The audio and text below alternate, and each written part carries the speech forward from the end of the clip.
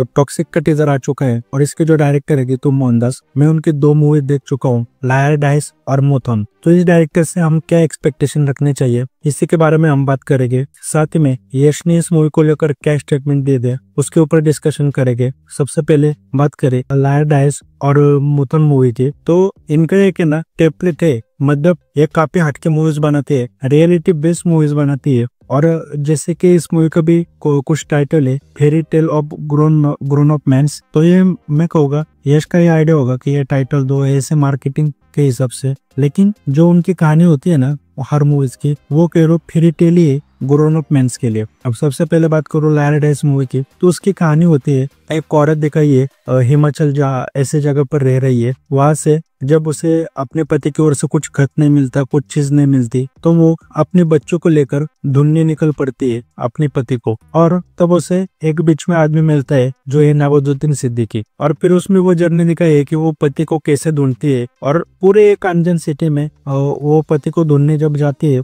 तो क्या क्या उससे चैलेंजेस फेस करने पड़ते हैं। और ये कोई जो हम देखते हैं बॉलीवुड की मूवीज जिसमें रियलिटी नहीं दिखाई जाती ताकि ऑडियंस भी नहीं झेल पाती, तो उसमें पूरी रियलिटी दिखाई है। जैसे नवाजुद्दीन सिद्दीकी को अच्छा दिखाया है, लेकिन फिर भी एक टेंशन बने रहता है, क्योंकि एक जगह देखोगे तो वो भाई थप्पड़ भी जड़ देता है, और फिर जो कम पैसों में भी उसको आना जाना है। और फिर जो लायर डाइस की एंडिंग भी है वो भी काफी सैड है कि वो इतना सब ढूंढते हैं लेकिन बाद में उसका पति मर चुका है, अब वो क्या करेगी। और मुथन की बात करें ना, तो यार इसके लिए मुझे निविन पॉली जो इसके एक्टर थे उनके लिए बुरा भी लगता है, सुपरस्टार थे मलयालम के वो प्रेम मूवी के बाद। हालांकि उनका एक फैन बेस था, नॉर्थ ले लो ऑल ओवर इंडिया ले लो, लेकिन इस मूवी के बाद जो यार डाउनफॉल आया उनके करियर में, जो उनका करियर गिरा है, तो बुरा लगता है। तो मुथन की कहानी भी एक ही यही है कि एक बच्चे का कहानी दिखा है पहले अच्छा खासा, उसको आधा घंटा सेट करने में लेती है, फिर वो मिलता है एक डॉन से जो निवेन पॉली है और उसे ये दिखा है, और फिर उसकी जो बैक स्टोरी दिखाई जाती है, फिर उसका और सुसाइड कर लेता है, फिर वो इधर आकर डॉन बनता है, चर्सी बनता है, और वो मुंबई बेस्ड कहानी है पूरी पूरी चौल उसमें सेक्स वर्कर्स सारों की कहानी दिखाई है। ये जो उसमें भी ये हवाला का पैसा, ड्रग्स तस्कर, इन सारों की कहानी दिखाई है। और मुथन मूवी थी अच्छी, लेकिन वो आर्ट मूवी थी। प्रॉब्लम ये थी कि उसे कमर्शियल मूवी के नाम पर बेचा गया था, लेकिन वो देखो जाके तो आर्ट मूवी थी। और उसमें यार निविन पॉली ने भी बहुत शानदार एक्टिंग की थी। मतलब एक सीन मुझे आज तक याद है उसका कि निविन पॉली खुद को आईने में देखता है और जो खुशी उसे महसूस होती है जब फाइनली उसे अपना एक हमसफर मिलता है, यानी वो एक्सेप्ट कर लेता है कि वो के और उसे अपना बॉयफ्रेंड मिल चुका है, ऐसे कुछ कहानी। तो एक सीन है मूवी में पूरा, वो बहुत बढ़िया है। अब बात करें तो उसके ये 2 मूवीज होने के बाद है ना, ये यश ने जो अनाउंस किया, तो मैं सोच में पड़ गया कि यार कैसा होगा वर्क। और यश को भी मानना पड़ेगा कि उन्होंने इतनी बड़ी रिस्क ली, मतलब जिस कभी आप देखोगे सपोर्ट नहीं किया जाता ऐसे एक्टर्स को, डायरेक्टर्स को जो एक डिजास्टर दे दे। गीतू मोहनदास जी ने नो डाउट जो मुथन मूवी थी वो बढ़िया बनाई, लेकिन वो जो मतलब यार जो उसका मेन लीड था वो सुपरस्टार था, वो उसका करियर बर्बाद हो चुका। ऐसे डायरेक्टर को यश ने चांस दिया, 2 साल तक उन्होंने मूवी साइन नहीं की, तो यश की मुझे यह बात बहुत अच्छी लगी। और फिर मैंने जब यश के कई सारे पिछले मूवीज, तो मैं केजीएफ से पहले मैं यश के मूवीज देखता आ रहा हूँ। मास्टरपीस मैंने देखी थी शायद पहली मूवी यश की, फिर मिसेस सदाचारी, ये सारी काफी मूवीज देखी। लेकिन फिर मैंने यश के कई सारे इंटरव्यूज देखे और उसमें मुझे पता चला यश जो है ना हमेशा से फिल्म में अपना आउटपुट देते हैं। जो उनके पिछले मूवीज के भी डायरेक्टर्स है ना, उन्होंने कहा है कि हम ये मूवीज बना ही नहीं पाते अगर यश हमें सपोर्ट नहीं करते उस लेवल पर आकर। मतलब हर एक डायरेक्टर ने यही चीज बोली है कि जो उनका विजन था यश ने उनको फोर्स किया, उनके विजन को और आगे ले चुके और आगे ले गए, और जो मूवी बननी चाहिए थे उससे 10 गुना बेटर मूवी यश के इनपुट की वजह से बनी, यश की वजह से बनी। और मुझे लगता है टॉक्सिक में है ना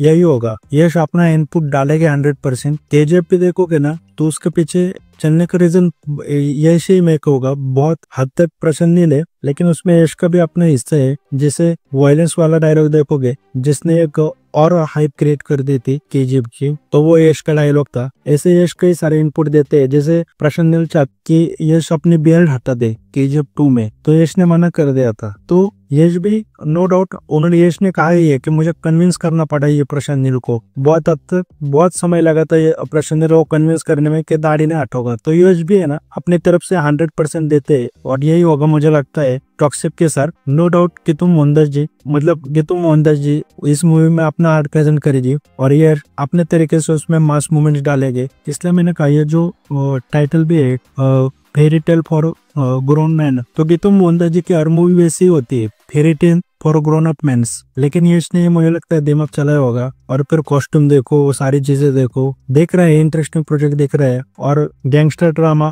फीमेल गेज ये साफ साफ बता दे है। और इसमें सोनाक्षी सिन्हा, हुमा कुरैशी, कियारा आडवाणी कई सारे एक्ट्रेस होने वाली है, जिस पर यश ने तो कंफर्मेशन ले लिया, लेकिन रूमर्स आ रही थी कि बहुत सारे एक्ट्रेस में होने वाली है। एक चीज मुझे और अच्छी नहीं थी, यश ने कहा था कि फिल्म में जो भी पॉलिटिक्स होता है यानी पॉलिटिकल आइडियोलॉजी, डायरेक्टर राइटर अपने पॉलिटिकल आइडियोलॉजी डालते हैं या फिर जो भी अपने आइडियोलॉजी डालते हैं, लेफ्ट विंग हो राइट विंग हो, उससे उनको मैटर नहीं करता, उनको एंटरटेनमेंट पर फोकस करना है। ये चीज मुझे बहुत अच्छी लगी और मैं चाहूंगा कि वो सच में इस पर फोकस करे। जो इसलिए मैंने कहा ना कि यश अपना इनपुट जो देते हैं ना वो एक बहुत बड़ी चीज है मूवी के लिए, कि आइडियोलॉजी की वजह से डायरेक्टर राइटर का फोकस होता है कि वो अपनी आइडियोलॉजी डाले मूवी में, ऑडियंस को अपने आइडियोलॉजी समझाए। लेकिन वही पर यश ये काम करते हैं कि ऑडियंस कैसे इंटरटेनमेंट हो पाए। ऑडियंस को क्या किस लिए आते हैं, ऑडियंस एंटरटेन होने के लिए, अपने काम दाम छोड़कर उनको भाई एंटरटेनमेंट होना है,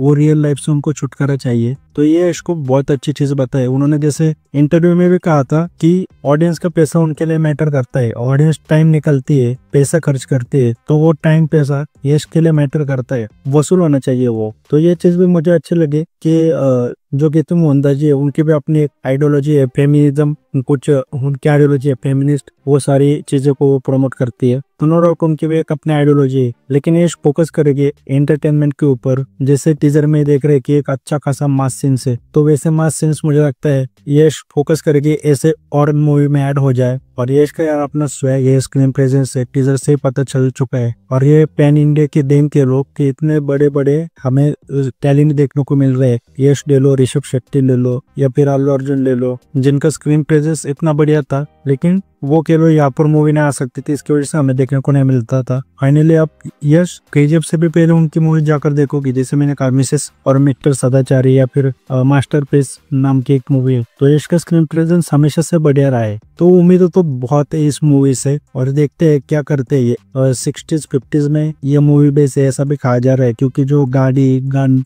जो सारे चीजें वो 50s 60s में यूज करते थे ऐसा है। और हमें देखने को मिलता है स्ट्रिपर क्लब, ये सारी चीजें, और फिर ड्रग कार्टेल, ये सारी चीजें भी है मूवी में। बेसिकली ये कह लो जो कि तुम मोहनदास जी का टेम्पलेट मूवीज में कुछ एक दो सीन ऐसे रहते हैं जिसमें आपका दिल टूट जाएगा, और वो सीन्स रहते हैं। लायर डाइस ले लो, उसमें जैसे मैंने कहा नवाजुद्दीन सिद्दीकी जब उसको थप्पड़ मारता है ना उस औरत को लायर डाइस में उसके बच्चे के सामने पैसों के लिए, तो वो सीन मेरे साथ रह गया था।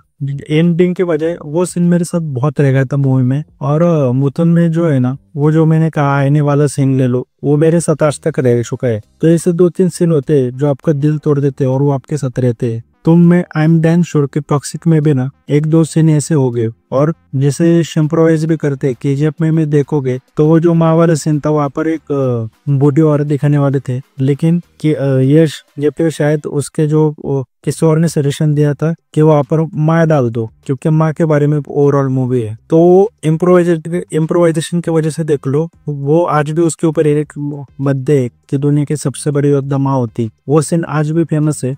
तो ये यश का इनपुट कह लो कि वो ऐसे सीन्स बनाने में भी माहिर है, उनको इतने एक्सपीरियंस है, इतने साल से वो मूवीज बनाते आ रहे हैं, और ऑनेस्टी वो जानते हैं कि उनके परफॉर्मेंस कैसे है, उन्होंने पहले कैसी मूवीज दी। जैसे एक इंटरव्यू में उन्होंने कहा था कि मुझे नहीं पता कि यश ने कहा था कि मुझे नहीं पता ऑडियंस मेरी उस वक्त तब कैसी मूवी देख लेती थी, मतलब मैं बहुत घटिया एक्टिंग करता था, ये यश ने कहा है। तो ये रियलाइजेशन होना, सेल्फ रियलाइजेशन होना कि भाई इम्प्रूवमेंट करनी चाहिए, वो यश में बहुत है। उम्मीद तो बहुत है मुझे इस मूवी से। अप्रैल में आने वाली थी थी फिर डिले हुई, लेकिन देखेंगे क्या होता है। और सबसे बढ़िया चीज मुझे यही लग रही है कि इसको कोई ये 2 पार्ट में बना रहे, ट्रायोलॉजी ने बना रहे, एक ही पार्ट में ये मूवी खत्म कर रहे हैं, तो ये सबसे बढ़िया चीज लग रही है। और ये इस मूवी में रिस्क भी ले सकते हैं, बहुत रिस्क ले सकते हैं, क्योंकि जो उनके अगले प्रोजेक्ट्स है ना वो भी बहुत बढ़िया है। एक रामायण और केजीएफ थे तो वो बनाए गए, उन्होंने कंफर्म किया है। तो यश को यह भी पता है